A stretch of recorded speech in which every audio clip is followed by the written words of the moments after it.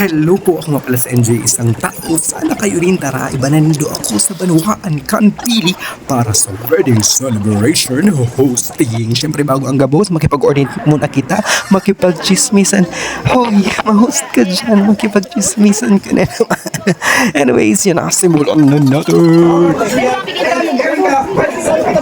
Alright, for our wine happy, makain na po tayo pintuan sa ating mga pulsar sa mga natin para magigay ng mga lucky gifts sa ating bagong kasal. Kasi naman nila yung wedding gifts, meron po tayong area dito for gawin sa side.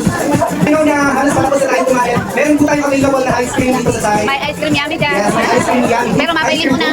Ice cream yummy, 10 pesos lang. May bayad.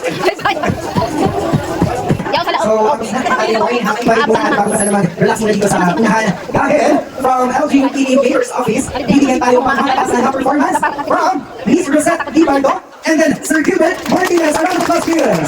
Mahina, isang malakas na palakpakan. Once again, Miss Rosette and her Gilbert.